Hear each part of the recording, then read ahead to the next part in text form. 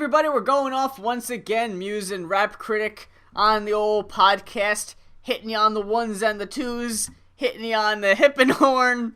I'm glad we got to use that. We finally, dude. I think we mentioned that like 5 weeks ago, and we never got to talk about it. And now that you know, you see how completely inconsequential it is. Yup. At the I guess now is a good time to also address what happened last week. That about an hour of the last bit of the show was cut off because my microphone decided to shit the bed for some reason. So we had mentioned that we were going to address the Raekwon lyric that we talked about 5 weeks ago, and we set it up as a big tease that we knew no one would care about. And there you go. I bet you care so much. It was a reference to something that sounded slightly funny to us. Yeah, only slightly. So I know it won't be at all funny to you, the casual listener, who still has no idea what we're talking about. You look on the YouTube data to see when people stop watching the video. Oh, yeah, they've already checked out. What the fuck? It goes down after like a minute in. It's a goddamn 90-degree angle on the chart. It just BAM! But yeah, there's a song called Knuckleheads. Oh, yeah. By Raekwon the Chef off of his first album, Only Built for Cuban Links, ... And there's a part where You God is rapping, and he's always just had like a bit of a silly flow to me. Like it just sounds kind of like it's so straight like this, and he does it like this, like especially on this song. He's like the rap scar is on, rap parmesan, put it on, seal it on. Like what? He said the rap scar is on, rap parmesan, put it on, seal it on. So like when he goes to pizzerias and they're like, hey, do you want any extra Parmesan? He's like, put it on! Wait, like, this is the rap scar is on? Like, the scarring of rap? Yeah, man. He scarred it with his weird flow. Or, I mean, I'm thinking it's a reference to Scarface, but it's like, no one says that. Like, oh, snap, it's Scar! Because that sounds like the Lion King. I was just gonna say, yeah. The rap Scar. Maybe that's what he's saying. But Scar didn't have like a deep voice. That was Mufasa. You God is just telling us that he brutally killed his brother and threw him into a stampede of wildebeest and giraffe. That would actually be that would make sense. That would relate the line where he's talking about hit him on the hip and horn. Yeah, he's talking about the horn on, like, the gazelles and the antelopes. Long live the king. Did he ever say that? Did he ever say long live the king? No, he does not. Oh, okay. Then maybe your theory might not be exactly on point, but I like it nonetheless. Hit me on the hip and horn, rap chaperone. Yeah. Scars toe. He keeps bringing up scars and being a rap something. You know, I don't really know if I care for him. He might not be the best in the clan. Like, as far as like when it comes to the folks in Wu-Tang, yeah, like I think I almost always forget You God. You know, I think what happened was I heard from the outset that people didn't like him, so I was like, oh yeah? Well, I don't think he's that bad. And I think, like, my brain tried to, like, justify... Because it's an interesting flow. It just might not be the most professionally crafted, I guess you could say. Mm. You know, like, it's like, I don't know, like, the rap phenomenon, 2 words born to the art, hit me on the hip and horn, rap chaperone, scar tones, bar stone, what? Well, I guess it kind of goes, but it's not bad. The way he words things can be kind of silly sometimes. Oh, you mean like hit me on the hip and horn? That is a bit odd. Rap chaperones. Rap chaperones. You better sign a permission slip, because we're going on a field trip to the museum, and you god's your chaperone. Or like, another one that's always been kind of silly, Capadonna. Dude, I always forget him too. I don't even think he's like an associated artist, isn't he? Like, I don't think he's like a permanent staple, is he? He became an official 10th member, I think by the 3rd album. Oh, okay. Yeah, so he's an official 10th member now, but before then it's always been like, it would be like Triumph, Wu-Tang Clan featuring Capadonna. Ah, I see. But, what was he... I'm trying to remember, because there's things he'd say, too, that would just be, like, silly, and it'd be like, what? Yeah. What's that song? I think it's called, Little Ghetto Boys. Yeah.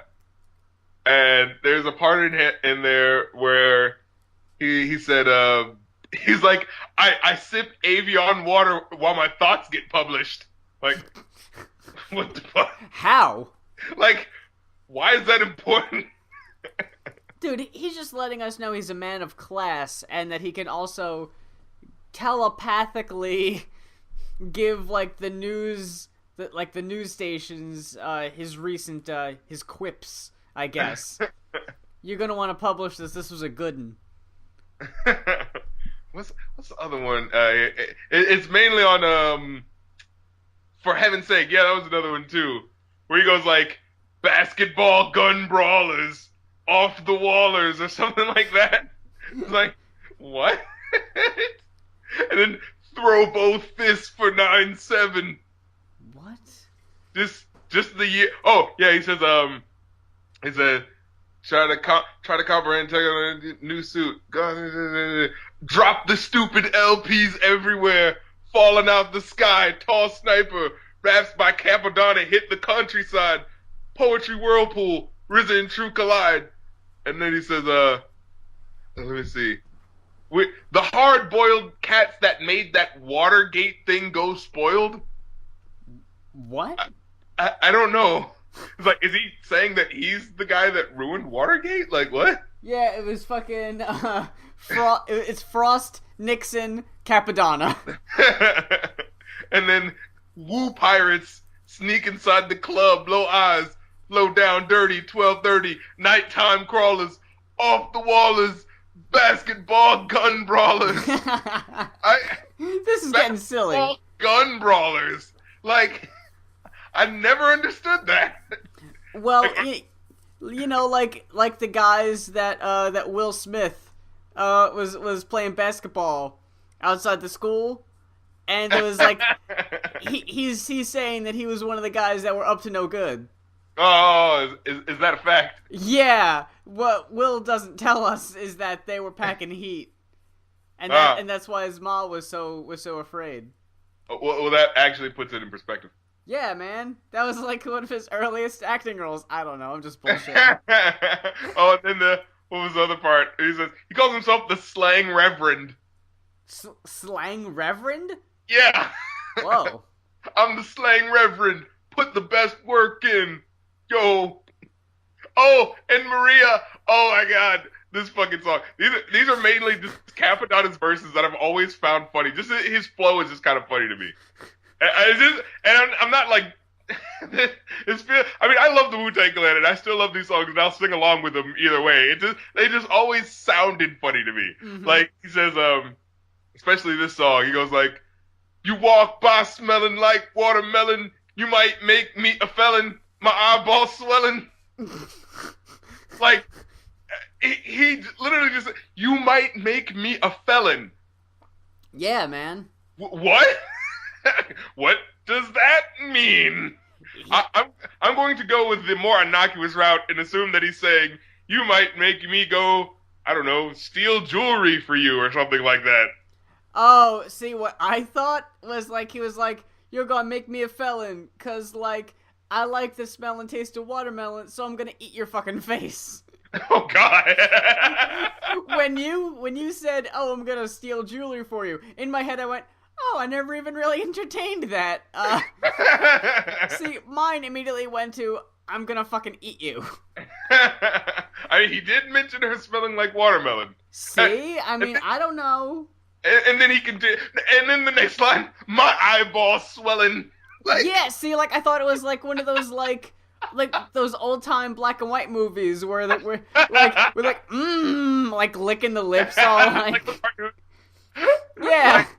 I don't know. Yeah, it's one of those wolves. Exactly. Yeah. His tongue falls out. Yeah. His heart starts out of his chest. Yeah. You're gonna make me a felon. Then I gotta go to a hospital because my heart keeps pounding a foot away from my chest. I think my ribs are broken. And then he goes, my eyeball's swelling. My nuts start yelling. Excuse my prick. Want to have a talk with you. I'm sick. My medicine is, can I walk with you? These are his pickup lines. Is that over the counter? I don't know. But I love it. My nuts start yelling. Like, yeah, man. Okay, we have the imagery. My eyeballs swelling. Mm-hmm. My nuts start yelling. Hasn't that happened to you? I was just like, hey, excuse my prick. No, see, again, our minds go in different directions because when I think that, all I imagine is just like a really muffled, just like,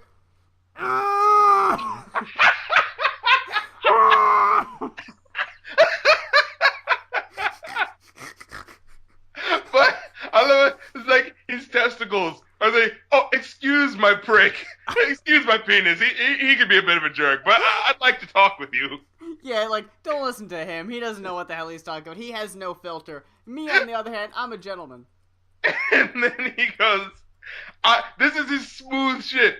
Ma'am, I'm sick. My medicine is, can I walk with you? You see, the prescription can be filled out by you taking the time to... Oh, don't hit me! Exactly. He's a little long-winded. with his pickup lines. I think he just needs to be a little bit more direct, you know? And then have you heard Ice Cream?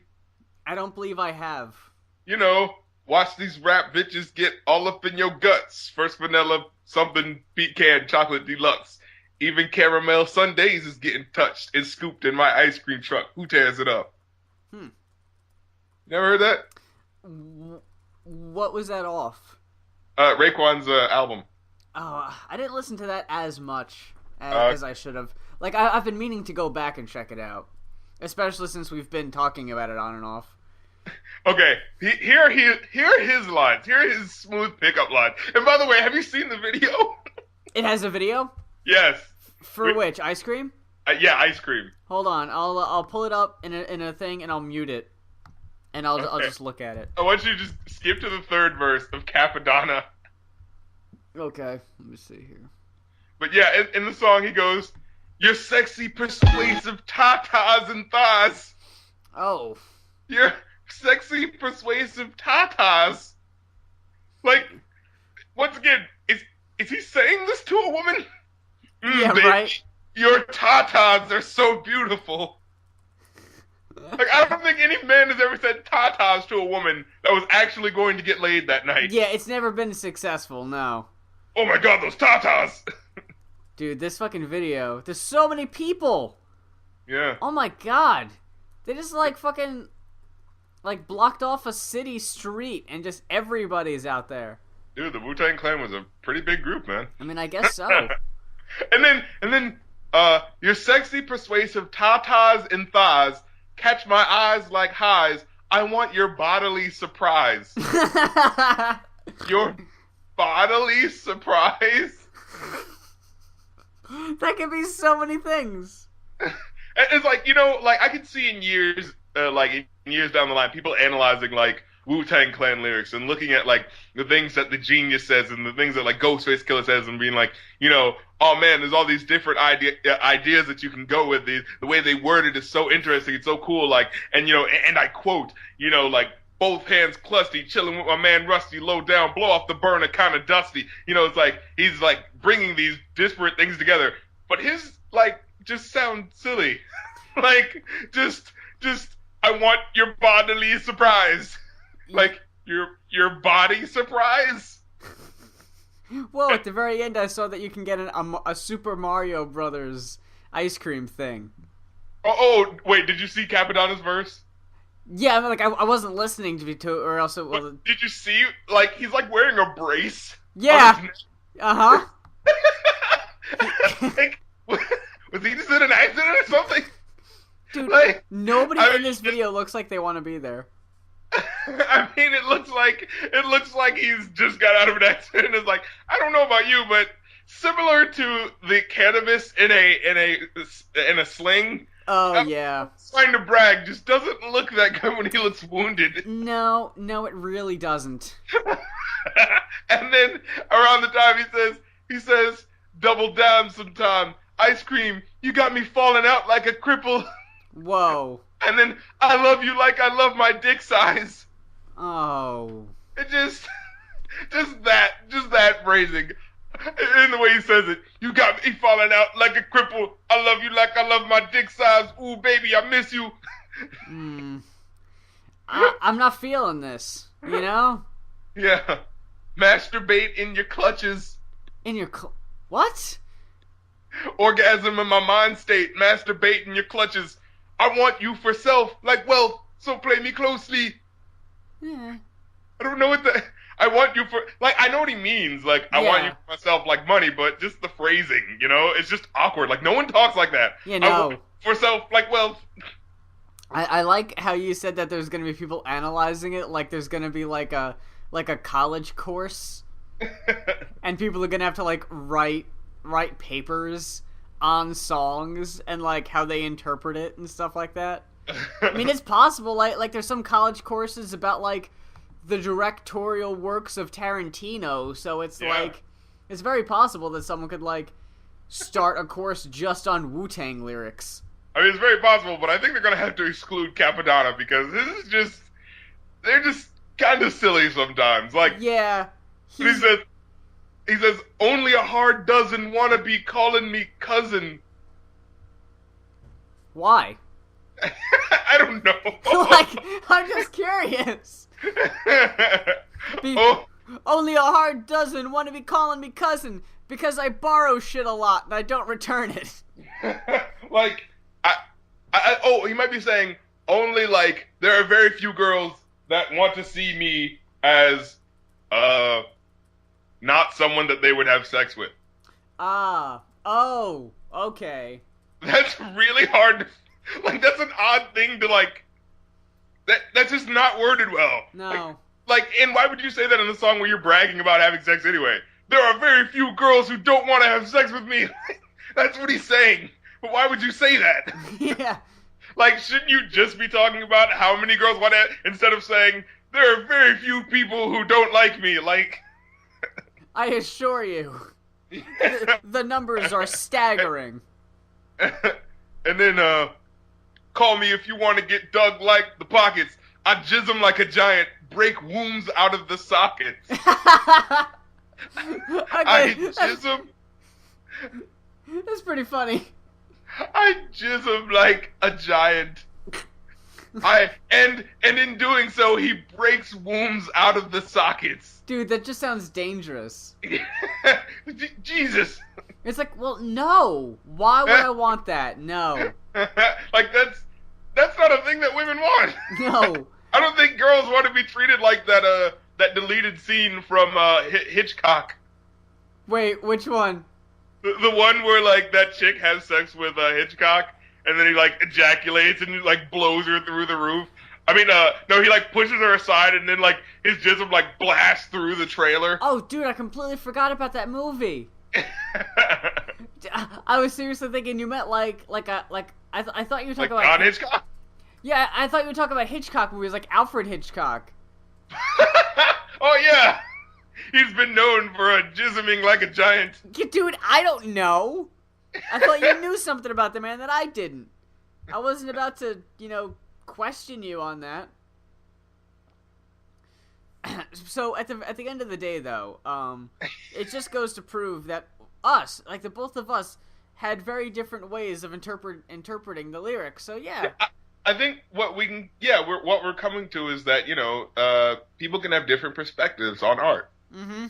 Hmm. Yep. I'm glad you guys could share this moment with us. Yes. Leave your comments below. We'll read them. Or just leave. Leave your comments, or just see yourself to that little X button in the corner.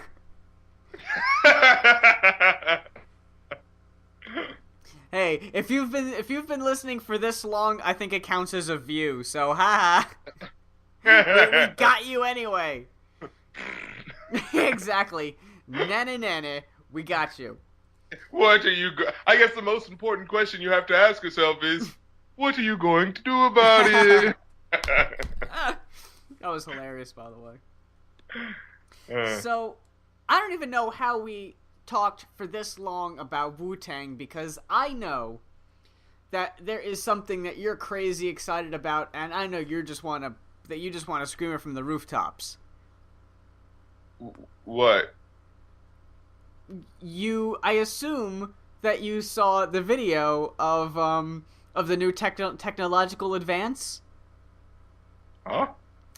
The hoverboard. Oh. Dude, man, I could eat a dick. Isn't it so cool? No. Dude, it's a hoverboard. Eat my ass.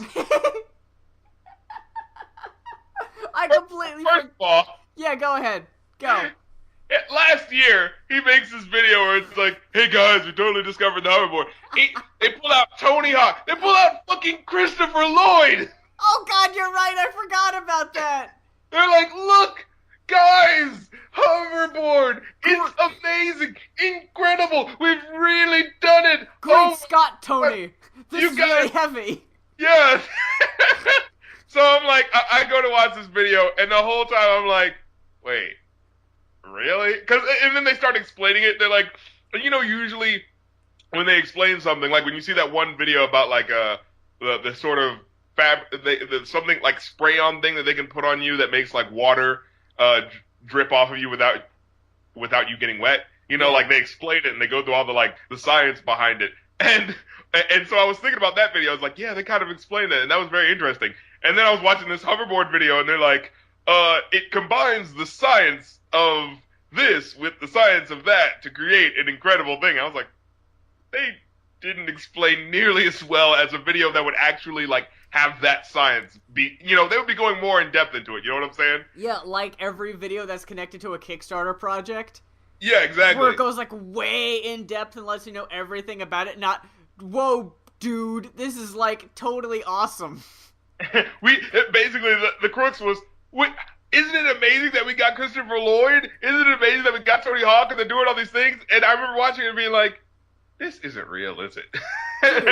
and then finally, it became revealed it was like a funny or die joke or something like that. Yeah. And it was like, that's not even a joke, that's being an asshole. Yeah, that's not even funny. And Christopher Lloyd will do anything. Like he did that fucking show with Pam Anderson. I was just gonna say that. He did fucking Stacked. He'll literally do anything if you give him a script. He did that fucking Million Ways to Die in the West movie last year. Oh yeah. He was in that for a second. He'll seriously do anything for a buck. And Tony Hawk, I guess he's got endorsements, but not since the 90s, really. Yeah, I guess not. But now they've officially got the science. They've combined the proper sciences to finally give us the oh so awesome, epic, awesome sauce board of hovering. Yeah, and see, that's the thing. So, that happened a year ago. And then when I saw it again on my face, saw something like, Tony Hawk reveals the something skateboard. At first I was like, did I come back from the future where somebody did this prank already or something? You can't do that twice. Maybe it just seems like they really, really want to troll every single person who's ever watched Back to the Future. In case you missed it the first time around, exactly. we're coming back around, kind of trying to get everybody else. In case you weren't on the internet that day when people figured out that it was a fucking hoax. Yeah, exactly. and stopped fucking talking about it because it's not funny. The video's not funny. It doesn't make any joke. It's just like, no, guys, seriously, we've got this hoverboard. Like, they're just being douchebags. But, and then yeah. they tried to do it again, and like, I didn't even watch the fucking video. Like, no, I'm sorry, I'm not doing that again. But is it real though? Because they're like, well, oh, we've really got the hoverboard this time. For real. For realsies. For really realsies. Look, we got Tony Hawk. Remember from the video where it turned out to be false? Yeah, let's get him. That's a good indicator that it's real this time. Like, what the fuck is wrong with you people? But dude, they said it was real, so it must be real. I'm just saying, if you're gonna like, even, that's what I'm saying, even if it was real, at least, you know, get someone different. Yeah, fucking, I don't know, Shaun White. Yeah, instead of going like, no, I'm totally serial. It's like the real thing this time. Like, how would you even come out and be like, nah, fuck Tony Hawk, fuck that video, this is for real. That other shit was totally bogus. or like, you know, that family of people or whatever that were like, the end of the world is happening on this date. You know? Oh, yeah. After the first time, when that night happened and the next day came and nothing fucking happened, yeah, I doubt people were going, oh, well, give us the next date. We'll believe you next time. No! Yeah, because it was like, there was one day in like May, I think, and then it was like, oh no, it's really in December. It's like, man, fuck off. No one's listening. I'm sorry. This is a new day. This is a new age. You know, it's not like The Boy Who Cried Wolf where people will listen at least 3 times. No, you only get one time here. No one is still buying that issue of like the National Enquirer with like Nostradamus' predictions for 2014. It's like, no one gives a fuck, dude. What are you talking about? I'm surprised how there are still any National Enquirer or anything like that anymore. Yeah, like, I'm surprised that there are still so many tabloids by, like the impulse items at the grocery store. It's like, they're still printing these. Like, you could literally whip out your phone and Google it. And no one buys these. Like, I never see anyone even looking at them. So how are they making money? They can't be. There has to be some sort of, like, grandfather clause or something. Oh, yeah, that's... We already started selling them now, eh? We'd look like pussies if we took them out. Yeah, we can. Exactly. Don't want to look like a backpedaler. No. There's a song that I texted you about a couple weeks ago about that I wanted to see if you had listened to yet. Well, I don't know. Have you listened to Kendrick Lamar yet? No, I haven't. Shut up. You fat. You fat. You fat. You equals fat. It sounded like you, comma, fat. Is what I thought you were saying. But I guess not. The song is called "I'm Awesome." Oh. And it's by... Spose? No, not by Spose. But funny story, actually, before I get into the real thing. We're seeing MC... Ow, I bit my tongue. Ow, give me a second. We're seeing... Oh, God! we're seeing MC Chris in concert on Wednesday. And one of his opening acts is Spose. Oh. Yeah! He's still doing stuff. White rappers helping each other out. Yeah, why not? But no, not Spose. Yeah. In fact, it's a guy... Oh, shit, what's his name? Hold on a second here. It's called, Shy Glizzy. What? Shy Glizzy. Glizzy. And I thought Childish Gambino would be a name that people couldn't take seriously. Nope. Shy Glizzy. And he's getting... I just wanted to say, we talked about Childish Gambino just now. Bing! And he's getting more radio play than Gambino, who I still don't think is getting any. At least around here. Really? No. Well, I don't think we got to talk about Childish Gambino in the last episode, but I think that's because we got cut off.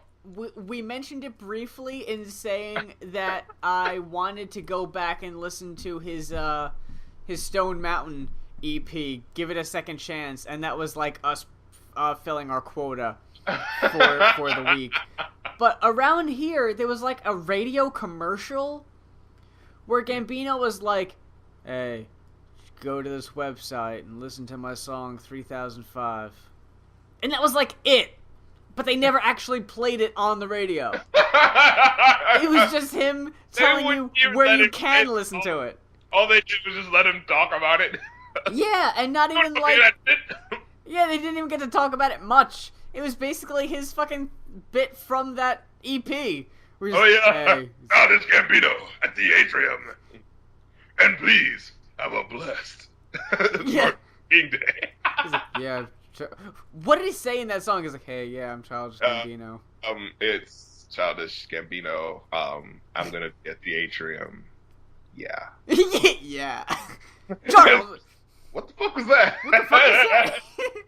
It's like, gee, you sound fucking psyched. That sounds like a show I want to go to. You go up there and it's just Childish. He's just on stage, like, as people are walking in, and everyone's just like, wait, is he already going on right now? And everyone's running up like, oh shit, Childish Gambino, and he's just like, hi guys. Hey, what's up? I figured we could talk about our emotions. Thanks for stopping by, yo. But this may need to be something where we pause the podcast because I want you to listen to a little bit of the song. Because I want to get your reaction to it. Why? Because it's great. Because it's awesome. I've already heard one song called I'm Awesome, and it's called I'm Awesome. Well, I'm sorry, this one isn't called I'm Awesome, it's just called Awesome. It's spelled AWWSOME. Don't try to fool me. I'm not trying, it's Glizzy. I know you're... Shy Glizzy isn't a real rapper name. Yeah, it just turns out that Shy Glizzy is, like, my rap name. And I'm just sending you, like, my mixtape, and you're like, God damn it, no, we're not talking about your mixtape on the podcast. Oh, no. World Star. I'm just seeing World Star. Uh-oh. Yeah, it's great. Do you want to pause real quick? Yeah, sure. Okay, we'll be back in just a second. So what'd you think? I didn't. Oh. Dude, that was fucking terrible. Do you disagree with all Shy, Mr. Glizzy, in that he is in fact fucking awesome? I vehemently disagree. No. Is it one of those instances where it's like, if you say it that many times, it's like, well, no. No, it's not even one of those, I think we could agree to disagree. No, you're just wrong. No, yeah. Like no one's going like, well, I can see some of your claims, but I was working with a guy at work today, and seriously, he had that playing on his phone like all day. That's like if the I'm the best guy took himself seriously. Well, he is the best. You know what I'm saying? He's the best at watching 1990s videos, haven't you heard? And then he's gonna eat some snacks. I like that one too. But, yeah, this guy's getting radio play. No way. Yeah! I heard that song on the radio. That's how I found out about it. Is he, like, local? I don't believe so. Hold on. He might be. Let me find out. I'm gonna look on his Wikipedia page if he has a Wikipedia page. Shy. Well, yeah, he comes up as a suggested. There he is. No, he's from D.C. Oh, he's up here. Oh, and check this out. He started rapping at a very young age. It sounds like he's still at that age. Yeah, he's 21, by the way. Wow. Yeah. Shy is an acronym for The Street's Hottest Youngin'. No. Street's Hottest Youngin'. Yeah. What are you doing? Stop. He is often compared to the likes of Lil Boozy and Eazy-E. What? Hey, I'm just reading it, dude. What?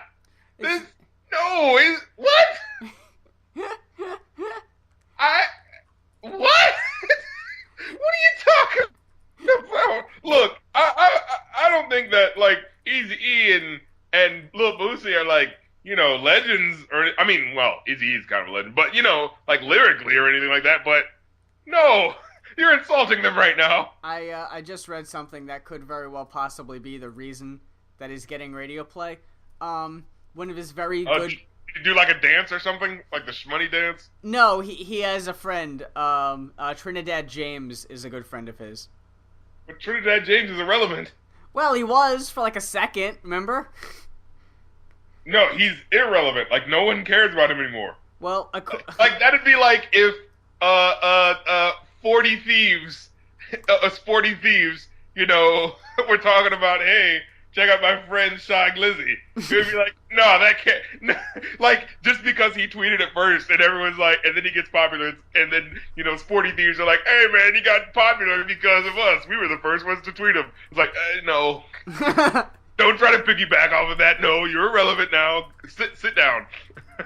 But if you look up the remix for Awesome, it features A$AP Rocky and 2 Chainz. Are they relevant? Yeah, I guess, yeah. Well, then Shy Glizzy's got that going for him. The street hottest young and proving it once again. Can't keep him down. He had a mixtape in 2012 called Fuck Rap, which the Fader described as an appealingly eager tape. What the hell does that even mean? He's just chomping at the bit, this Shy Glizzy. He's the streets. He's the streets' hungriest youngin'. It's 2012's version of Hip Hop is Dead. It's an interesting commentary into the insight of the genre. Oh God. Well, good. I really wanted to share that with you, and I'm glad I did. I'm not. Oh well, you know what? Again, we agree to disagree because I thought that was. I guess the question I have to ask myself is, what are you gonna do about it? Yep, you can't unhear it. It's with you forever. That's what you're getting. There's part of your brain space that's now dedicated to that. You forgot something because you now remember the lyrics to Awesome. You don't know what it is, but one of these days you're going to be like, oh shit, where did I leave that one thing? I don't know where it is, but I could definitely yell the words to Awesome. Why is he yelling? Well, like, is that just a new thing for rappers to do, is just yell their lyrics? Yeah, well, you know, no, people aren't really confident about themselves. They have to yell really loudly to make you think that they're confident. It's like that episode of SpongeBob where they're like, maybe if we just play really loudly, people think we're good. You know, people talk really loudly when they want to sound like they're intelligent. Correct. It probably is like that then. Mm. God, I am awesome. This Wikipedia article is full of so many links to other rappers who I've never heard of. Wait, I didn't see it when I tried to look them up. The 14 track. What does the Glizzy mean? Glizzy? I don't know. Doesn't even say. Wait, are you on Wikipedia or are you on HipWiki? No, I'm on Wikipedia. Really? Yeah. I don't see an individual thing for him. Are you spelling Shy Glizzy right? Yeah. It comes up, dude. Marquise Amonte King. Yeah. Now when I look it up individually. That's so weird. Yeah. Yeah, he's got Yo Gotti and Kevin Gates and Starlito. All the people are repping for him. Yeah, man. You know, YB and Beezy and Lil Lodi.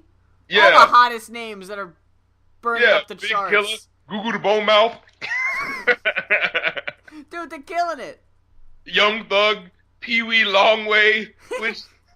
Gudda.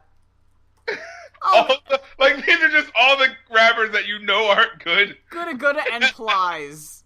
Dude. Gudda and Plies. Enough said. They're just like the league of underwhelming rappers. Yeah, they really got the fucking bad news bears of hip hop. Fuck rap, indeed. Yeah, if this is what it's come down to, yeah, fuck it. I've had it. Fuck rap. Oh, he's part of the Glizzy gang. Yeah, dude. Now you know. Now you better respect. Now you're getting it. Yeah, you got Shy Glizzy, Ant Glizzy, Snipe Glizzy, Plies Glizzy. What? Plies Glizzy. That's just using Plies' name. I'm surprised I'm not seeing a Gooda Glizzy. or Pee-wee Glizzy. Who the fuck is Pee-wee? Who is Pee-wee Longway, and why does he have his own Wikipedia article? He was the guy in the that video with Young Thug last year. Oh. Some video. He was like the really fat dude with his shirt off. He was like the really fat short dude. It's like I think why. I mean, hey, you know, I respect his confidence with his body, you know. Yeah. Just... all for Pee-wee Longway. You know, I mean, as an individual, that's cool, but why? Like, it's just a whole bunch of just shirtless dudes in a video. Like, and I'm pretty sure that it's just like, yeah, we're a bunch of straight dudes with our shirts off. You know, jumping around on each other. There's nothing gay about this at all. What are you talking about? That was the name of the single. Check out, wait, who is it? Young Thug and Pee-wee Longway in Look at Us, we're a bunch of straight guys with our shirts off, jumping up all of each other. There's nothing about this is gay at all. In 10 minutes on Power 98. But, you know, it also kind of reminds me of the ASAP mob. Who's in like that? How he's like, you know, ASAP Ferg, ASAP Rocky, ASAP other people, I'm sure. Oh, okay. Like the whole we're a group, so we're all gonna have the same name.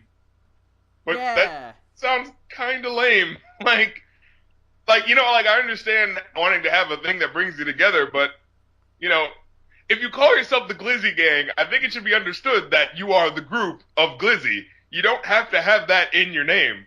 Like, for instance, what if the Wu-Tang Clan was, you know, RZA Wu-Tang Clan, and I'm Jizza Wu-Tang Clan? Yeah, I was just thinking about that. It's like, hey, we're the Cash Money Millionaires, and this Lil Wayne millionaire, Drake millionaire, Lil Nicky millionaire. It's like, all right. We got and it. To my left, we've got Gutta Young Millionaire. that has to be the whole name. Gutta Young... Cash Money Millionaire. No, Gutta Cash Money Group. Yeah, and this is Lil Wayne Cash Money Young Money Millionaire. And that's Nicki Minaj Cash Money Young Money Millionaire. And you can't abbreviate it. None of that. Way to abbreviate it. No, you have to say it. No, it's NMYMCMB. Hell yeah, man. It's just like guys, it's not necessary. Well, I don't know. Maybe the Glizzy Gang is going to, you know, show the rest of us the way. Hey, maybe I'm wrong, you know? See? You don't know. It's possible. I've been wrong before, you know? Maybe like a year from now, I'm gonna hear about fucking, Master Glizzy. we're An old dirty Glizzy. No, I was saying that you would join. Oh. It would be Master Glizzy. Hey, apparently they're in DC or whatever. Yeah, you're in their fucking neck of the woods. I'm sure their style of music would definitely be inviting to my style. Yep, and it's probably very intellectually challenging, and in no way mentions drugs, violence, sex, and gunplay. No, because it didn't in that one, did it? Not once. Oh, yeah. No. So what you're saying is you can book Shy Glizzy for next week's podcast. I think we can pull some strings. Shy Glizzy could be the first guest. Oh my god. I wouldn't. If that really would happen, like I wouldn't even be able to like act excited for a second. Ladies and gentlemen, we've got Shy Glizzy, I guess. Ladies and gentlemen, believe it or not, you heard us talk about it last week and you doubted us. We read your comments, you thought we were full of shit. But ladies and gentlemen, here he is. Fuck you, Shy Glizzy, your song's shit. And he's like, whoa, what did I get myself into? Yeah. Nothing but the guest. Yeah, it's like, whoa, cut his mic. We can't afford to piss off Shy Glizzy. He's gonna get like Ply Glizzy power on player us. in the game. Yeah, he's the glizziest player in the game. Allow me to be completely clear with what we're trying to say right now. I honestly do not think that they're up next. Oh, you don't think so? No, I mean, and forgive me if they actually have this deeper, greater sound that I'm just never gonna get. But I feel like I've been spoiled to their music and way of life with the first 40 seconds of "I'm Awesome," which is comprised of "I'm Awesome" for 47 seconds. Mm-hmm. Pretty much, yeah. I'm pretty sure I said like 40 seconds and then I said 47 seconds. But that's how long it feels. It feels like time slightly stretches out. Yeah. And if it's not any further. I listened to the song for 40 seconds, and all it was him saying, "I'm awesome" for 5 days. Actually, I feel like they should do some sort of experiment with how they were able to expand and contract time in such a manner. Yeah, right? Like Shy Glizzy gets like the fucking Nobel Peace Prize or some shit. Because of his work, we were able to find out, yeah, like, some weird stretch of time. Oh boy. Would you like to segue into our review this week? Yeah, I think we should. Alrighty, it's that time again. And this week, as presented, we selected I don't remember the name of the CD actually. Hold on a second. I think it was Bestiality. No, I don't think it was. Actually, seems like that's why I want to be. Ladies and gentlemen, Hail Mary float for this. Bestiality. Boo! No, it's Bestiary. That's right. Bestiary by Hail Mary Mallon, which comprises of A$AP Rock and Rob Sonic, as well as DJ Big Wiz. On the ones and twos. Dude, I did not know. They've been a thing since '99. Like, I've known about A$AP Rock, oh my god, A$AP Rocky, damn you! Silly A$AP Rocks, with your slightly, really similar name. Have you ever seen the video of them meeting each other and giving each other hugs? No! Yeah, they like met backstage at a show, and it's like, A$AP Rock, meet A$AP Rocky, and they're like, oh shit, and they hug, and that's about it. And it's like, dude. Wait, I gotta see this. Yeah, hold on, let me see if I can find that real quick. Well, I got it. Oh, you found it? Good. Yeah. Awesome hip-hop moment. Brother Ali, where'd your friend go?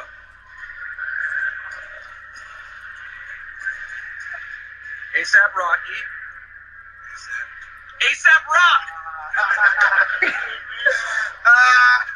This is what's up, yo. I'm alright, but I'm trying to make the internet explode with this photo, man. This is about to be ill, man. No, I just wanted to get video. It just existed this nerdy hip-hop moment. I never met the guy in the flesh. Here we are.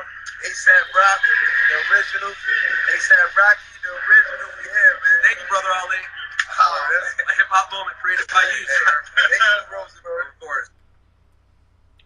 I'm actually really happy that happened. See? Like, it's nice to know that, like, A$AP Rocky at least respects A$AP Rock at least a little bit. Yeah, no, he probably, like, I think he knows who he is. He has to. Yeah, because he was talking like, yeah, man, I've never met the man, but here it is, you know? Yeah. I like how, like, lyrically, they're probably on, like, completely different sides of the spectrum. Oh, God, yes. But, oh, my God. I like that because it's like, you know, this underground dude's been underground for, like, 15 years, you know, and then there's this other dude who's, like, I don't know, he's popping on the charts and real mainstream type of guy, and they're just like, hey, man, what's up?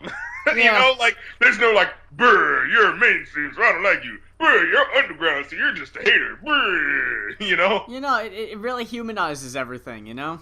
Yeah. It's nice to see that kind of shit. But, yeah, Bestiary, god damn it. Bestiary. Bestiality. Fine. Whichever. Is bestiality now. Yeah. It was released on God, when did this come out? I think it just came out like earlier this month, I want to say, or October. Yeah, but like I said, like I've never heard of this group before you brought it up, and I know who A$AP Rock is. Like, it's not like it's like, oh, what's this other thing he's did too? Oh, that's interesting. I've never known him to be a part of any group as far as I've known. It's so weird. They had one CD come out before, which I haven't heard yet, called "Are You Gonna Eat That?" It came out three years ago, and this really is something I wanted to mention. I didn't know about this either, but what happened was I was just on some website, and I was directed to this like hip hop site, and just the big picture in the middle of the page was the album cover of this CD, and I just went, "Holy shit, that looks fucking awesome! That looks fucking awesome!" So I was like, "What is that?" So I was like, that is an awesome album cover. What is that? And it was like, Hail Mary Mallon. I've never heard of this. So I looked it up, and I was like, oh shit, it's fucking A$AP Rock and some other guy I've never heard of, who I'm sure is good too. Let me check this out. I listened to one song, and I fucking bought the CD. All because of the fucking album cover. And it really is something where it's like, it's a lost art form. And it's things, and it's a thing that so many artists don't have to do. You know, it's like, you could just put a CD in an empty jewel case, no art on it at all, and it would still sell. But it's so... you mean like Kanye? Exactly! Everybody can fucking pull a Yeezus. Everyone can do that. But it's just that people actually still take time to, like, commission artists, and people put their time into it. Well, here's the thing. Not everyone can do that. Because if, like, your local, MC was just, like, putting out a CD, man, I'm going to put out a CD with no album art. It'd be like, that's just fucking lazy. Yeah, like everyone would just think you're ripping off System of a Down. You lazy bum, get the fuck out of here. But when Kanye does it, because he has the resources to, and that's do true. it. You know what I'm saying? That's what makes it stand out, Yeah, But, yeah. But, like, I'm... like, looking back, especially at, like, Wu-Tang Clan, album covers, like, there's always the idea that's, like, we have to have the Wu-Tang logo on there to show you that we're unified as a group. See, they didn't put their name, they didn't put the Wu-Tang Clan name in each one of the individual rappers' names. No, they didn't need to do that. No, it was on the album cover. You saw the brand. You saw it was a part of, what was happening, you know what I'm saying, on the representation, Right. And they didn't just put their face on the cover like so many lazy... like pop album arts do, Mm-hmm. Yeah. Or it's just like their album self-titled, like their face is just like, really? Yeah. Those are the fucking album covers that I hate, where it's just a goddamn face looking at you. It's like, are you trying to say that this album is you? It represents who you are. This is your in-your-face attitude. Like, get the fuck out of here. Yeah. No. Instead, whatever the fuck, like, the album, the LP version, it comes in 3 different album covers. Oh yeah, I see them. Yeah. Yeah, and you could get one of 3 variant alternate covers, which I think is awesome. But they're all like these weird alien heads mounted on a wall. It's like, what the hell does this have to do with anything? But it's so cool looking. Yeah. So that was fucking what even made me listen to it in the first place, and I'm really glad I did, because I've never been let down by A$AP Rock before, and in turn it introduced me to Rob Sonic. I'm gonna keep. Yeah. Are you there? I'm gonna keep bringing this back to the Wu-Tang Clan, because that seems to be the thing. The men of the hour, so to speak. the small country of the hour. Yeah. But yeah, like, as I listen to this album, because I haven't listened to a full A$AP Rock album in like a minute, Mm-hmm. And I'm listening to it, and I'm like, I'm hearing like and I've been listening a lot to Ghostface Killah, and he's about to have a new LP too, so damn. Yeah, and I'm listening to it, and I'm hearing like the sort of influence of like talking about something that's so intricate it might not fully make sense. Yeah. But it's like the detail is like, it doesn't make sense to you, but you're sure that it makes sense to him. You know, Yeah. like that, and like the sort of MF Doom style. And I like that. I like that sort of cryptic. Like you might not get it because like if you watch a movie, even if you like that movie, you might not understand everything that happened in that movie. Mm-hmm. You know. But you still like that, a general message that's happening, or the style that they're using and stuff like that, and so like that's what I kind of got from this album, and there were a lot of points where I did understand. It was actually, it's one of those you really do have to be listening. Like there were points where I was like, I think he's just saying shit. Oh yeah, there's definitely times like that. Like I was talking to Dylan about it, and I was like, and I showed him the CD, and I was like, hey, I just got this, and he goes, I don't know who that is. And I said, oh, yeah, it's A$AP Rock and, this other guy. And he was like, oh. And I was like, what? You don't you're not big on A$AP Rock or whatever? And he's like, I never know what he's talking about. And it's like, it's true. There are a lot of times where it's like, I don't know what he's talking about, but it's like, God, it flows so well. And you can just, it's done so well. That's what I mean by, it kind of reminds me of Ghostface Killer. It's like, yeah. With Ghostface, you might not get everything that's happening, but the way the energy and the way he comes at you on the track, basically swinging the lyrical swords, as it were, it's so cool. And so, and I hear the influence in that sort of idea, but he branches it off in his own sort of way. It's more cerebral. It's not hood slang that's nearly indecipherable. It's this really odd, I wouldn't say it's intellectual, but it's definitely more cerebral sort of weirdness that he goes into, Yeah, it's like the occasional nerd kind of references sprinkled into just weird wordplay that you would just not think of normally. Yeah, and the thing is, it's not like it's completely indecipherable. No. Listening to this album, I got a lot of the wit of A$AP Rock and Rob Sonic. Mm-hmm. I'm mainly talking about A$AP Rock because I know him, and their styles go together really well. So it's like you feel like you're going back and forth with two sides of the same coin, Yeah. And so I thought that was really cool. Yeah. But as listening to it, there's a lot of clever wordplay on here, and of course that's mainly what I'm into. If there was no clever wordplay and it was just all this weird cerebral shit, I'd just be like, sorry, I can't care. But the fact that there is that intelligence to it, there's that wit to it that makes it funny, and that's able to bring it back to, no, I am really talking about something that you could actually figure out eventually. Here's these little jokes and turns of phrase that humanize the element of what I'm saying, Yeah. Yeah, I enjoyed the hell out of it. I've listened to it either 3 or 4 times. I've had it for... And the little skits. I guess we should also point out that there is a there's an underlining plot to this CD where at the beginning of it, our two narrators of sorts notice that a bowling alley is closing, and they hold a fundraiser concert. Fundraiser concert to save the bowling alley, and at the end of every skit, it says that same fundraiser concert. It's so funny, and it's just the whole thing. It goes back and forth between what am I trying to say? You know what it is? We've listened to when we listened to Joe Budden just last week, that was so fucking heavy. You know what I'm saying? And at the same time, recently we listened to Diabolic, and even that was kind of hard hitting, like it was kind of serious, but it had some jokes in there too. This one was one of the very few that we've listened to on the show that was just genuinely fun.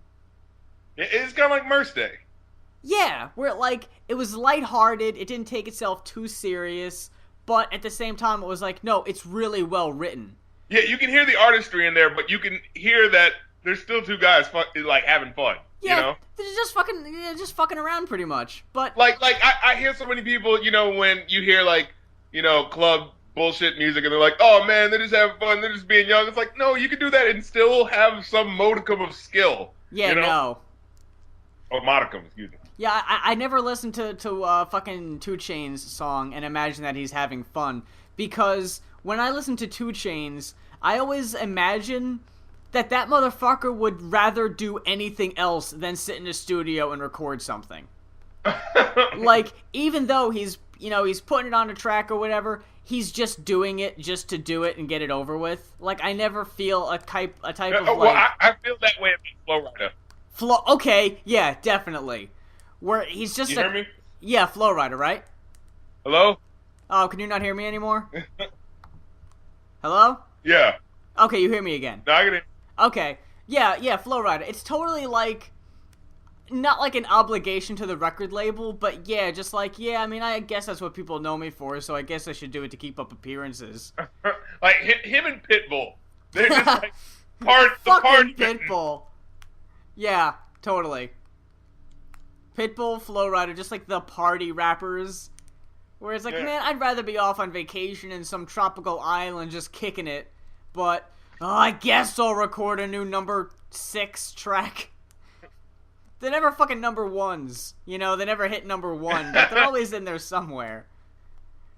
But with these two, they're still able to, do what they do, and get all their shit in there, and still just kind of seem like, that's just what they do. Yeah, fun doesn't have to mean brainless. No. And, yeah, I think this one definitely demonstrates that very well. It's an album about them being weirdos, but they're really cool. Yeah. Like, they're the type of guys that you would hang out with, and they might do weird shit every now and then, but they're really funny, and so you just hang out with them anyway, Yeah, it's like, well, whatever. I like hanging out with these guys. They seem alright. Yeah. The more I listen to it, the more I pick up.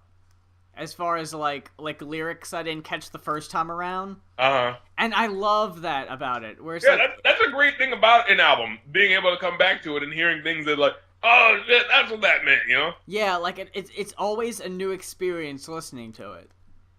And it's like very few albums we've listened to on the show I could actually categorize as an experience, or just like I said before, just like actually having fun and sitting down and listening to it and just enjoying it the whole way through.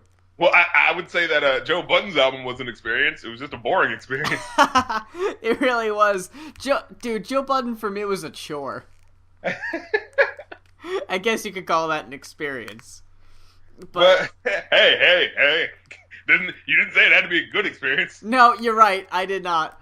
But yeah, this one, I liked it a lot. I'm definitely going to go back and not only check out the first Hail Mary Mallon CD from 2011, but I'm going to check out Rob Sonic, because I'm sure he has stuff out, right? Yeah. I think he's like part of something else, like another group or something. I'm sure. I've just never heard of this guy before. I mean, I'm sure I've heard the name, but like I've never like heard music from him before, Yeah, that's another thing I really like out of this, is that it introduced me to someone else to enjoy. Yeah. I'm going to say this. I wanted to talk to you about what some of these songs could be about. Okay. Now, 4 a.m. for instance. Yeah. I'm fairly sure that's about someone who's dying, right? Like, it's 4 a.m., they're just about to die in a hospital, and it's just like this weird sort of what's going on in this person's mind and their surroundings as they're, about to fall asleep. So, like, it literally ends with, watch when his eyes widescreen or something like that. Oh, yeah, that's right, yeah. Like, yeah. So I thought that was eyes really go cool. Widescreen. Yeah. And I would actually say this. Yeah, I'd actually say the song that is the least good, if I'd have to say it, but I still really enjoyed it for its uniqueness, was the Whales song. Yeah, money, motherfucker. Yeah. It was just so really fun. Stupid, but I liked it. Yeah, it was so goofy and but yeah, it was just funny. Just talking about all the weird shit they'd buy with a whole bunch of money. Got 5 haircuts at the same time. Like, what the fuck? It's like, how does that even... How can you? I guess working on each different part of your head. Was it like 40 bald eagles sewn into a coat? Oh, can you hear me? Did I lose you? Oh no. Hello? Yeah. Oh, there you are. Okay, I didn't hear you for a second. Yeah, you like slowed down massively. You were like,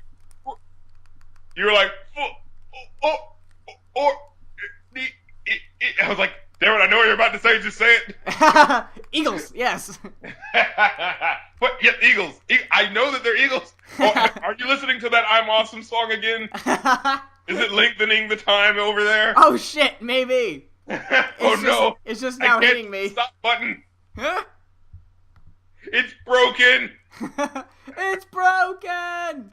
Oh no! And then time slows down and stops, like in that Twilight Zone episode.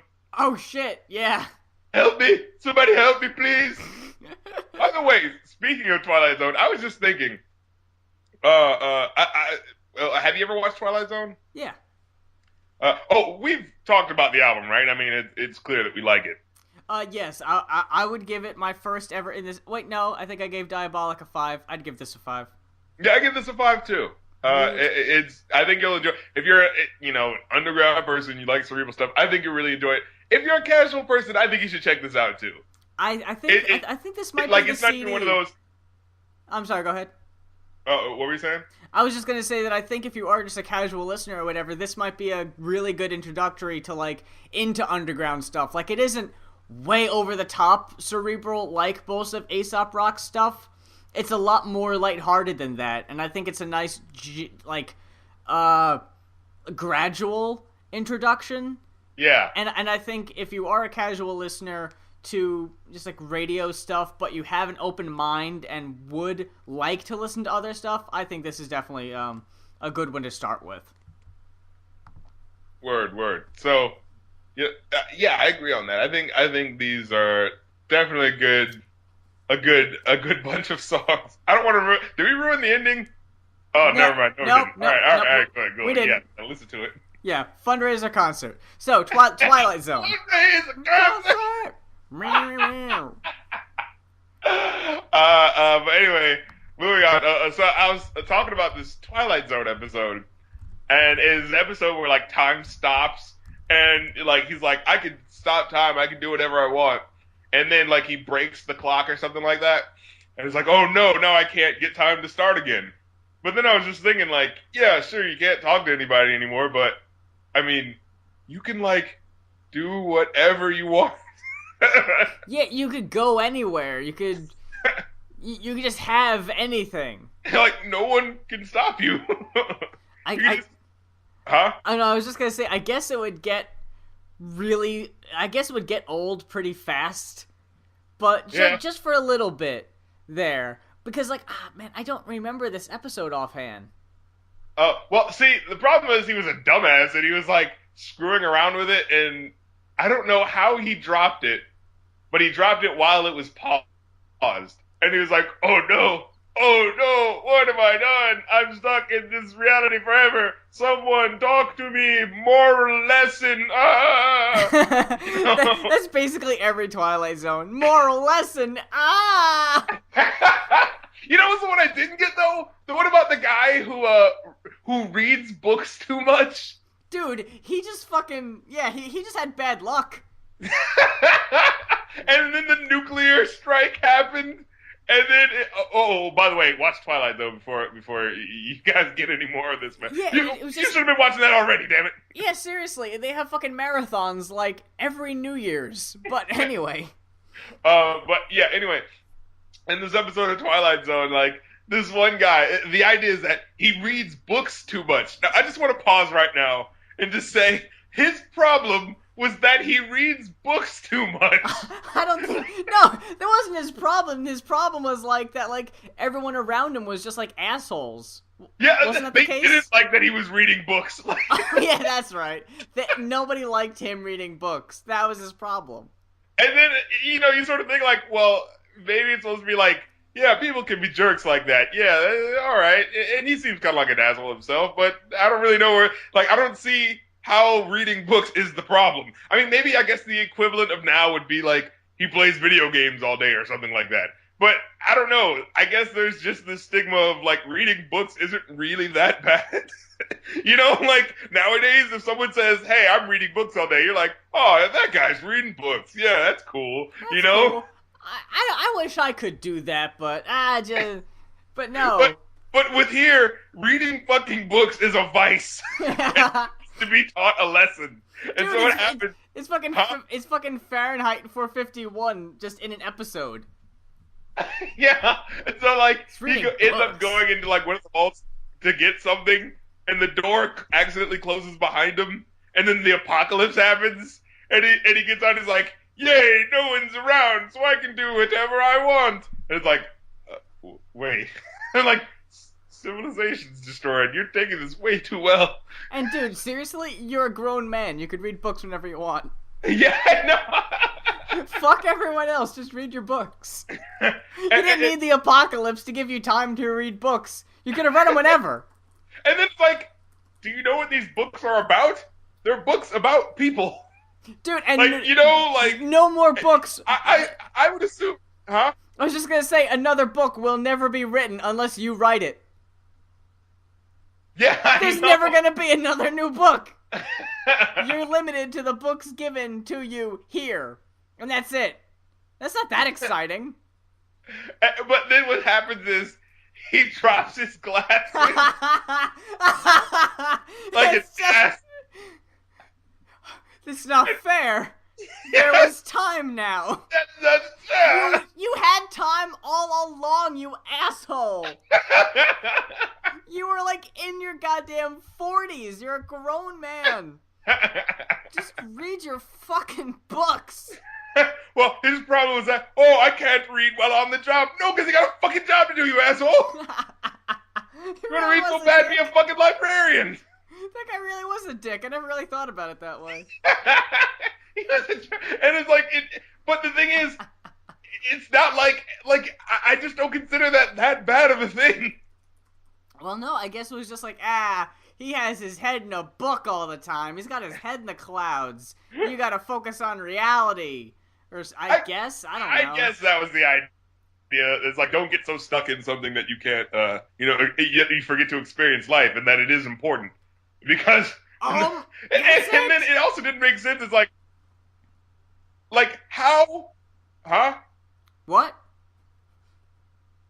What? I think you're hearing echoes again. I just heard you say, No, I think. Oh God, I can't stop. I'm having such a hard revelation. I'm going to explode. No, I was just gonna say I never thought about that way, where it's like yeah, he wasn't experiencing life because he was reading all these books, and now he has time to read all these books, but now there's no life to experience. I never thought about it that way. Yeah, and I also didn't get it because he broke his glasses. It's like, how bad was his eyesight? Yeah, God. Huh? I said, yeah, you're right, Jesus. Like, I mean, really? And then you can't find glasses anywhere else? I was just gonna say that. You couldn't seriously find another pair of glasses. Nope, that's it. Well, I mean, his eyesight's bad, so he'd have a hard time looking, I guess. Oh, yeah. But, I mean, is he blind without them? He's, like, legally blind. Like, there's no way your eyesight is that bad. You can literally have your nose in a book for the rest of your life. Yeah. So yeah, I get that was just one of those like tragic irony episodes. Yeah, but it's just like I don't think the punishment fit the crime. No. It's like, you don't appreciate people? Well, I'm gonna make the fucking Holocaust happen. Whoa, slow down. Yeah, like, why does all of humanity have to suffer because of him? Because he liked to read a book every so often. Jeez. Oh my God. Now you just got me thinking. It's been years since I watched Twilight Zone. It's been a Oh really my long god! time. Did you see the episode where he's on William Shatner's on the plane? Oh, of course. Yeah, I've seen that one. Love that episode. And then it just turns out there's just a guy in a dopey suit going, "Ooh." That's it. I want someone to make a GIF. Please make a GIF, somebody, of that thing on the plane when William Shatner turns and looks at the window and he sees him, and like the woolly thing just lifts up his arms and just flies off. Someone to make a GIF of that happening, please. Oh god. If you've made it this far into the episode. Yeah, please help us out with that one. I just gotta see Shatner looks over and then just, oh, woo. I'm trying to look it up now, like, just kind of like, A Nightmare at 20,000 Feet was the episode. Yeah. That's right. Yeah, he just looks over and just makes a kissy face at him. Wait. Hold on. Okay. Oh, what? Like where he's actually on the wing, or yeah, earlier? On the wing, and then he looks over. He's like, "Huh?" And then you see the lightning flash, and he goes, "It just lifts up his arms and just flies off." I don't think that's part of this clip I'm seeing. Oh. I just saw it. I just saw it.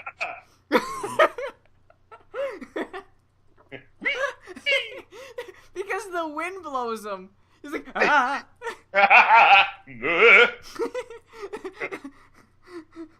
If I can get away with it, I'll try to put it in this video. We just I'll have it on a loop, so you can just watch it on the loop.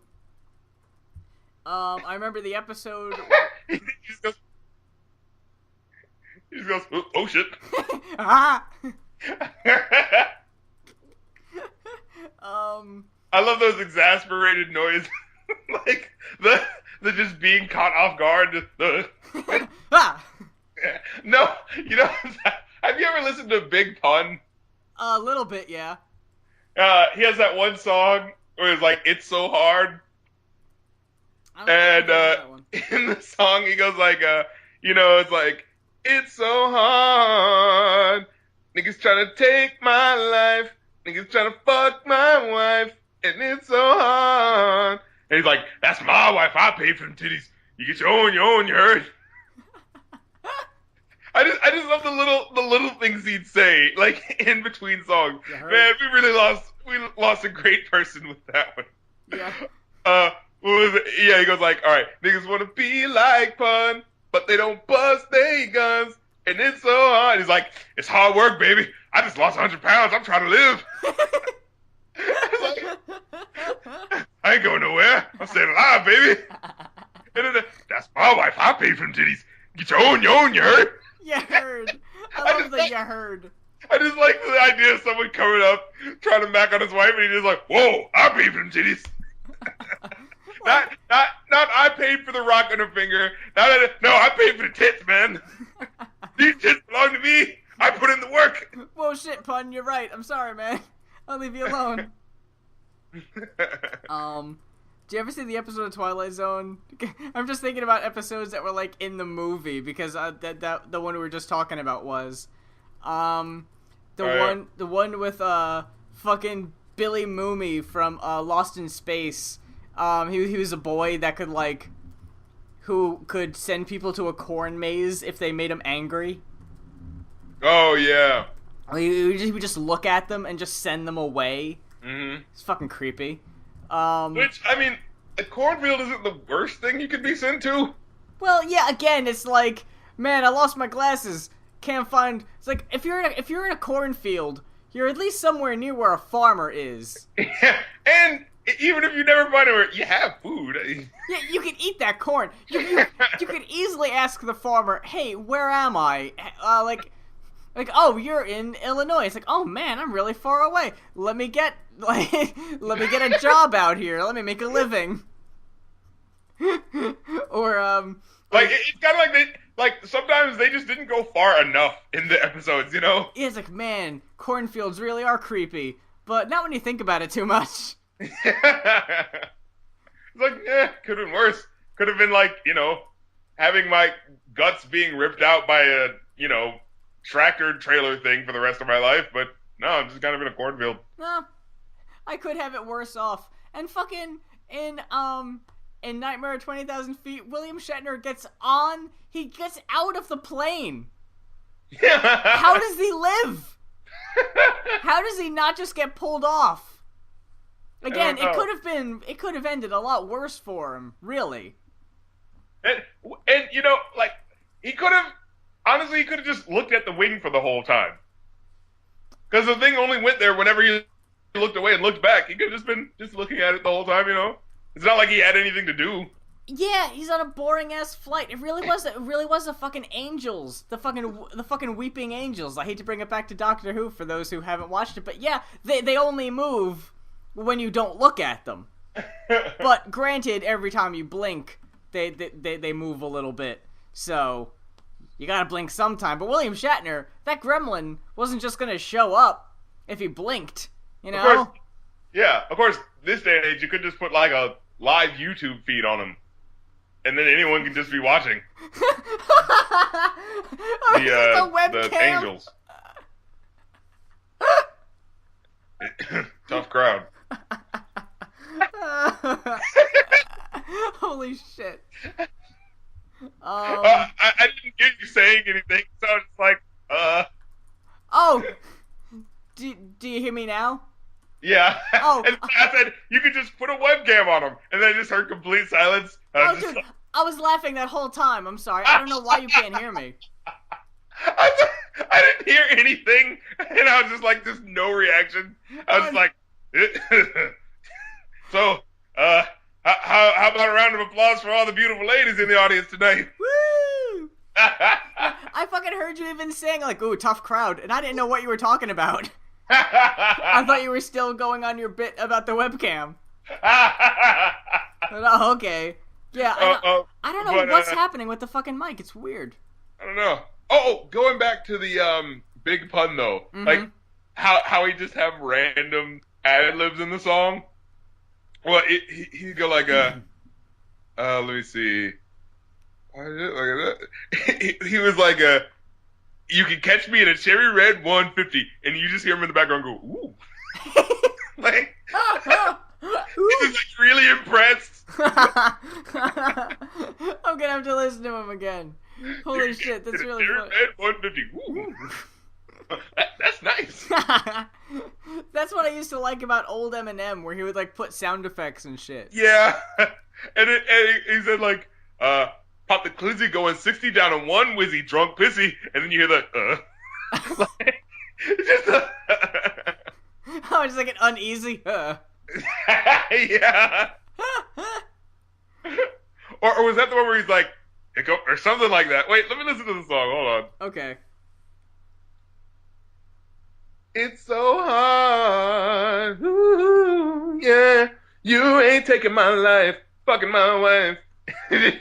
I think he has like this R&B singer just talking about, yeah, you're not gonna fuck wife. Like,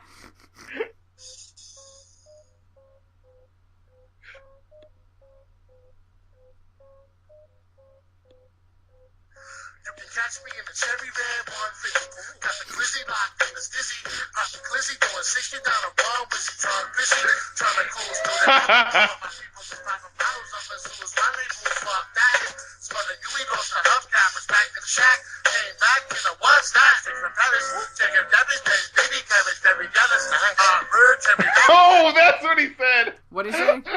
I just listened to the part. He says like, straight from Paris. Checking Gaby's new baby carriage, Perry Ellis, and just like this really nice fancy brand, and he doesn't just say he says like nice. Oh. It's like the way he says it is nice. like he's just like riding by, he barely has time to react, he just goes nice. Like he just like his brain says his mouth has to have some sort of reaction, so he just goes nice. While he's driving by. like the ooh ooh. Oh yeah, ooh ooh. I forgot about that.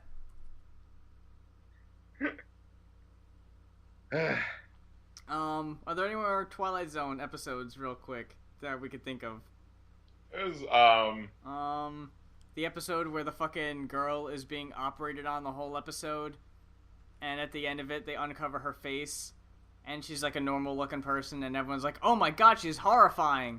And then the nurses take their masks off, and they got like weird pig faces. And then then she looks into the mirror, and she screams because she's deformed. I thought that was a really cool, like, sort of. I like the Twilight Zone. I like the episodes that were like twist endings that like really fucked with like your perception. I like that shit. Yeah, I thought that was cool because it's like, you know, she does look that conventional, attractive sort of way. Like she looks like Marilyn Monroe. You know, that sort of look. Yeah. And then the guy who like takes her at the end, you know, to the ugly farm or whatever. The guy kind of has that sort of James Dean look. You know, like, these are what you should look like at the time. You know what I'm saying? Yeah, you're right. Like, I remember I was talking to my friend, you know, he was very, like, unimpressed with the show. He's like, oh, you know, it's just, whatever. It's not really that great television. But then I was trying to tell him, I was like, think about it. Like, no one was writing stuff like this at this time. No. At least not in, like, on, you know, national television. You know what I mean? I fucking love that show. It was so groundbreaking. Like, if you look at no one was doing that shit. Yeah, if you look at it for the time, like if we look at it in like looking at it now, yeah, well, everyone's, you know, from the Twilight Zone water fountain at this point, but yeah, I was just gonna say, like, every episode has been either parodied or the concept has been done by another show. It has been made into a movie. Yeah, like most of them have. Like Clock Stoppers is pretty much just that episode of where the guy stops time. That's pretty much that episode. Yeah, there was that fucking there was that movie, the Final Destination movie that was about like the camera that took pictures, and the pictures would develop and it'd be like, well, what would happen? There was a fucking episode about that, huh? Yeah. I mean, it was also a Goosebumps book called Say Cheese and Die. But I don't know how many people remember that one. We just watched that episode recently. But yeah, it's like everything has either been like taken and built upon or something, or just flat out stolen. Yeah. But if you look at it for what it was. Yeah, and that's why I was like talking to my friend. I was like, you got to think, like, just the fact that you think this is mundane now is only a testament to how much it has influenced people. You know what I'm saying? And then like. And then think of all of those stories that you now know. Think of those not existing. And this is the precursor to all of that. You know what I'm saying? Like, people's minds were not opened up to this weird shit until this show, you know? I'm pretty sure they had, like, something else that was around that time. I mean, I doubt those guys just, like, boom, came up with these ideas out of the, butt fucking blue. But, like, but, you know, just in a mainstream context, like, people just knowing the Twilight Zone. Like, it is an entity of itself now, you know? Yeah. A lot of, like, the sci-fi movies at that time, too, were, like, cheesy B-movies and stuff. Yeah. So, like, a lot of those didn't really have, like, deep meanings or weird twists. So, really, Twilight Zone was, like, one of the few places you would actually get that. Yeah. And the thing is, it wasn't just like, oh, I don't know, just something weird happens. Like, oh, aliens are taking over. No, it's always something, it always moves in a way that you don't expect. Yeah. Like, where they thought that a whole bunch of lights went out in this one neighborhood, except for one place, and they were like, well, nothing happened in your house, like, what's going on? Like, you're probably the person who is behind all this or something like that. And then, like, it went to someone else's houses where their light was the only one on. It's like, well, what do you know about this? And everyone just got so angry at each other. And they thought that they saw something, like, landing far away at the beginning of the episode. They didn't know what it was. And so everyone's trying to figure out what it was. And everyone's trying to point the finger and blame each other. And then everyone ends up, like, hating each other and destroying each other because they think everyone else is an alien. So no one trusts each other. And then at the end, you see off in the distance, there are these aliens who are, like, have these light switches on. And they're just, like, controlling everything that just happened, all the electrical appliances, and they're like, it's very interesting how these humans act. They seem very uncivilized and just blame each other. Well, I guess they're not worth, landing here and talking to them. It's just like, what the fuck? It's like, oh, shit! Like, the whole time you're thinking, one of these guys has to be the alien, Meanwhile, they just flip the whole fucking script on you. That was most of the episodes, dude. Like, in hindsight, you could watch and be like, oh, there's gonna be a weird twist, what is it? But again, at the time it aired, like, you wouldn't have been thinking that shit. No. So crazy. You would have been like, yeah, you would have been like, wait. Like, you would have been going right along with it. You would have been like, yeah. Which one of these mother... Because, like, in hindsight, we know there's going to be some sort of twist now. Yeah. You know? Oh, I'm trying to But back then, it's like that sort of unexpected, what is happening? You know? Yeah. So, just want to give props to that show real quick. To old Rod Sterling in the Twilight Zone. If you're not familiar with Twilight Zone, which in 2014 I'd really be surprised if you aren't, go back and check it out. You could check it out easy. Oh my gosh, like there's whole episodes on YouTube, so just do yourself a favor and, check that out. For crying out loud. What better do you have to do besides listen to this podcast? Finish listening to the podcast first. Then go watch episodes of the Twilight Zone. Make that your evening. There's actually a video here called Top Twilight Zone Twist Endings. Don't watch that. I might watch that. Why would you even watch This is the stuff that spoils everything for you. Like, no, seriously, like, if you've seen the endings, you already know. That's and if true, you haven't seen them, I don't why remember would you watch that? Yeah, I don't remember. Allow us to ruin it for you. Yes, that should just be the fucking name of it. Yeah, do yourself a favor, check it out. I'm just going through here and looking at the titles of the episodes and trying to remind myself of some of them. What's that? Like the one where the aliens land and they're like, hey, we're bringing peace to all humankind. And, they're trying to figure it out. And it's like, they seem to, like, they're trying to figure out, there's got to be some sort of malintent. There's got to be something bad that they're trying to do. Are you talking about the episode To Serve Man?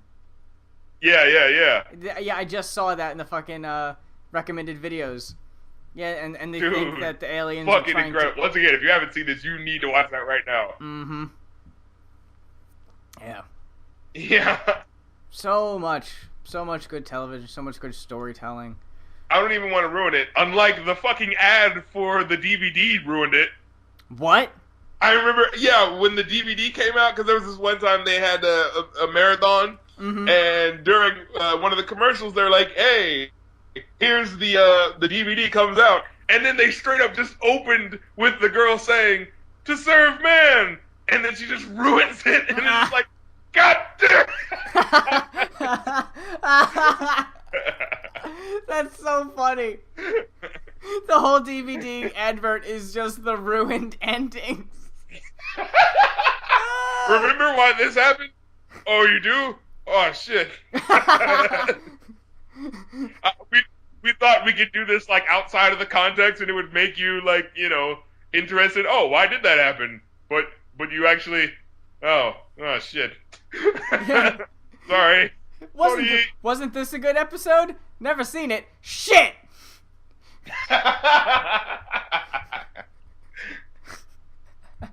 Our bad. Yeah, please buy it anyway. There's a lot more episodes we haven't ruined for you yet. I assure you of that. Oh. There's one more conversation I had jotted down that I wanted to bring to the table. Actually, there's a couple things I had open here. Maybe do a speed round of a couple okay. Of a couple things. I just saw on HuffPost they have an article on the movie they're making about Peanuts. Oh yeah.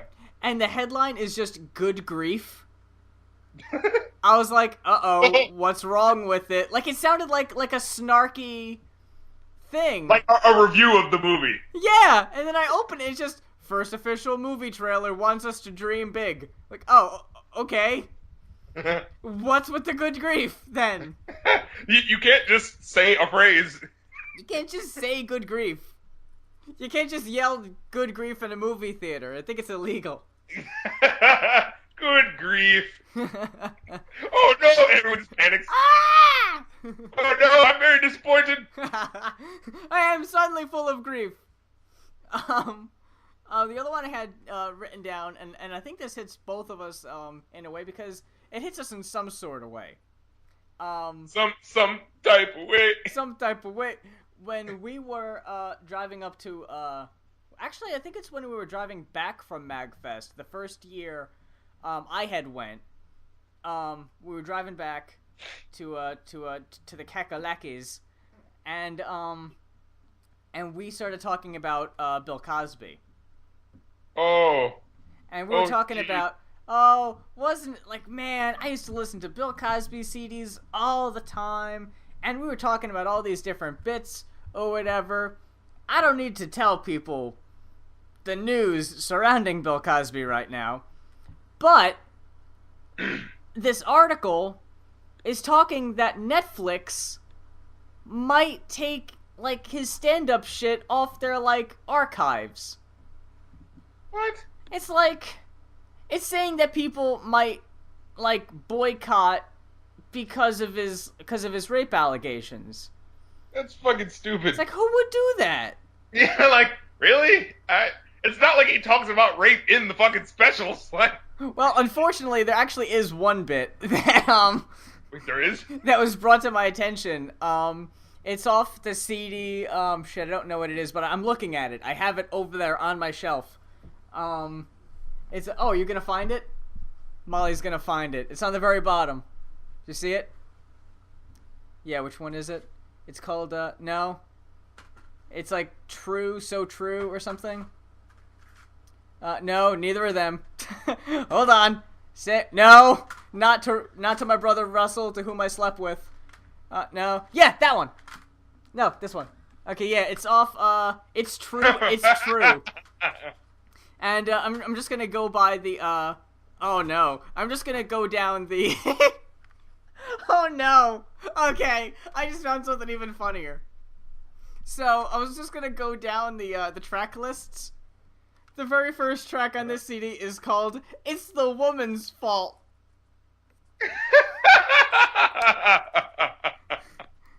No! Oh, no! Hold on. Not like this! No, Bill. Okay, but then it goes Helicopters. Okay. Ants Are Cool. Burlesque Shows is number 4. Okay. Then it says The American Gambler. Number 6, Shoelaces. And here's number 7, Spanish Fly.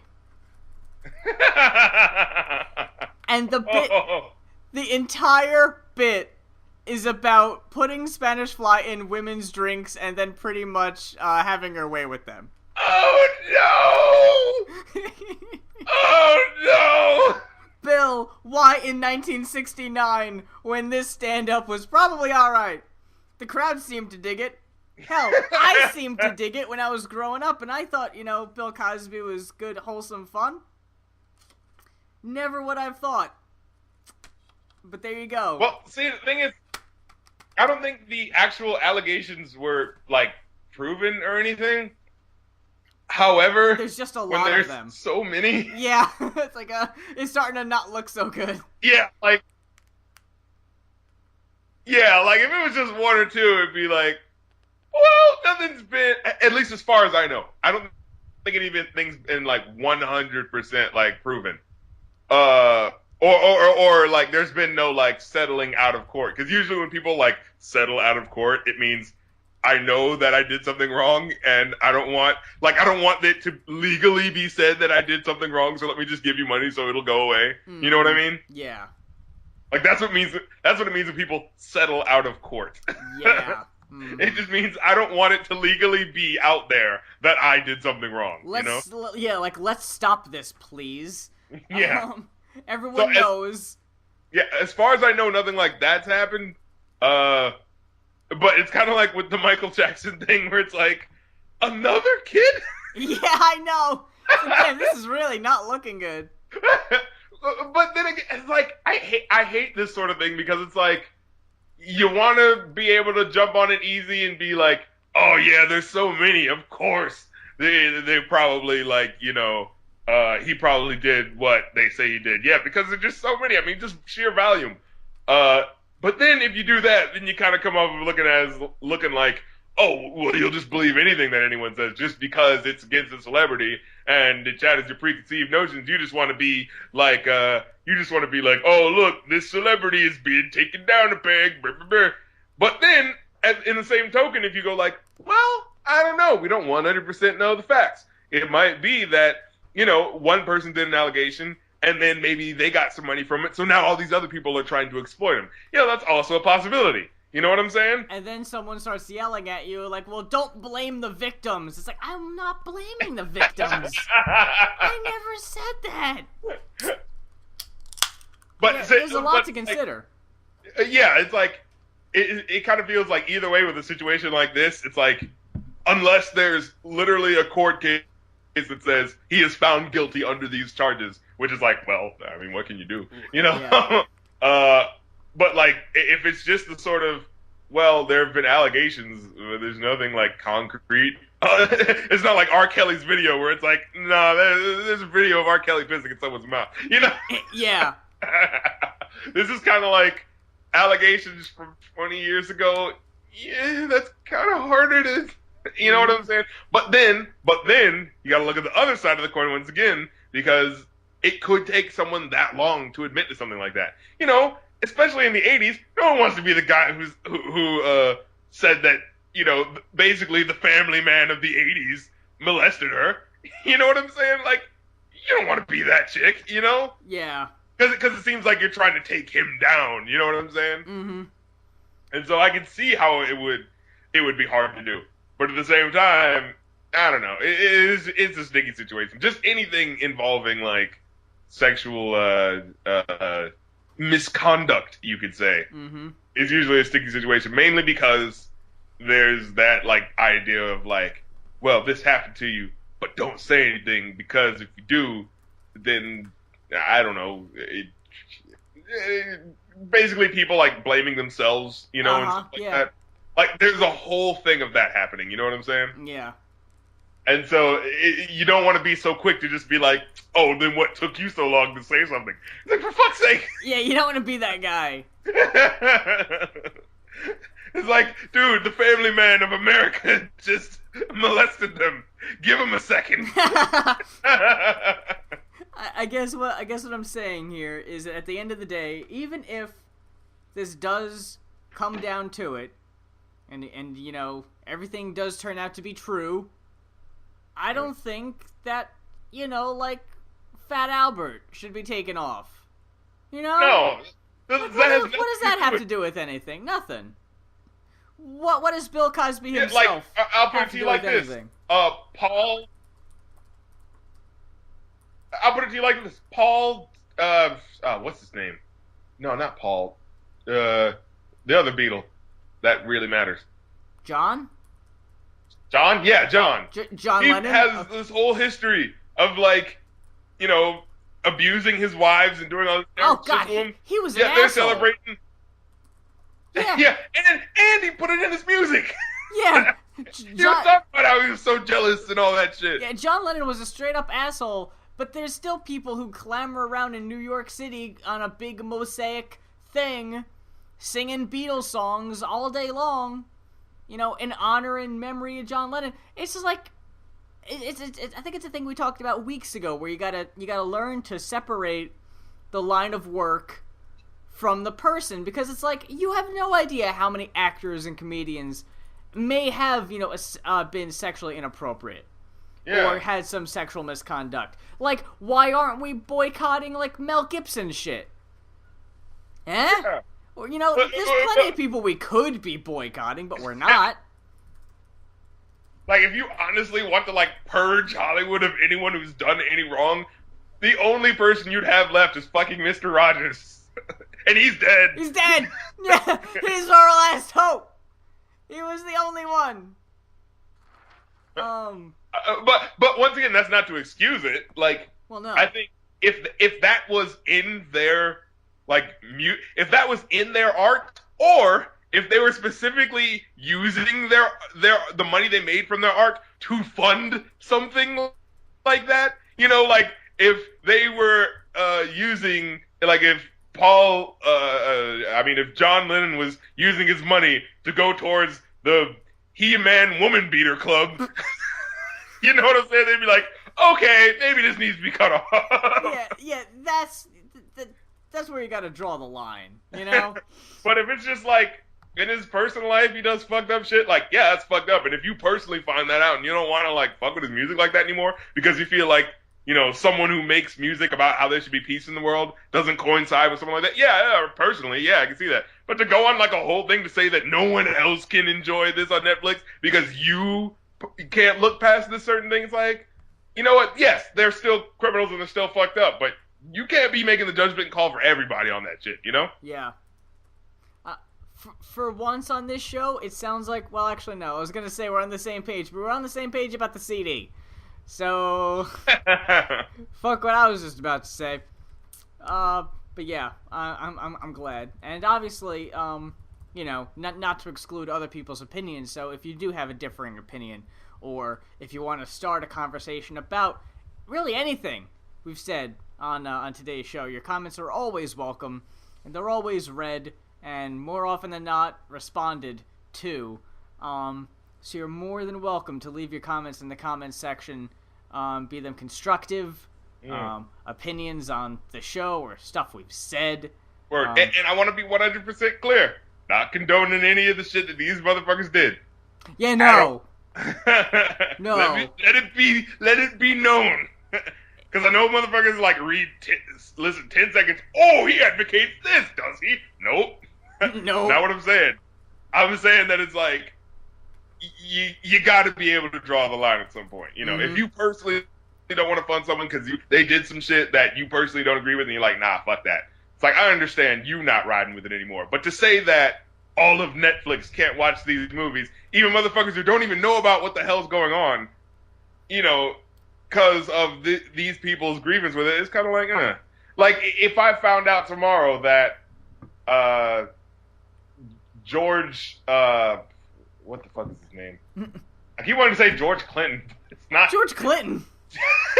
George Carlin.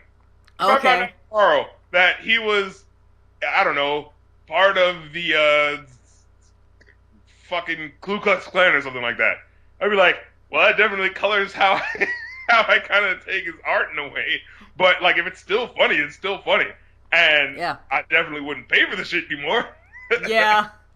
But that's me not saying that I wouldn't pay for that shit. That's not me saying you can't enjoy that because I don't like the way that part of his life was. As much as I would vehemently fucking disagree with that shit. Yeah. And I'm definitely not funding any KKK studios any fucking time soon. But, you know, that's basically what I'm trying to say, you know? Like, have your own personal reason why you might not fuck with something, but don't try to cut into someone else's reason why they might want to fuck with it, you know? Yeah, no, I'm never a fan of that. It never seems right. Yeah. Because it feels like you're unintentionally becoming the bad guy in the scenario. Yeah. It's like, I think they say the path to evil is paved with good intentions. You know, like, you had good intentions. Yeah, you don't want someone who's famous and well-known to be someone who also does, you know, such and such fucked up shit.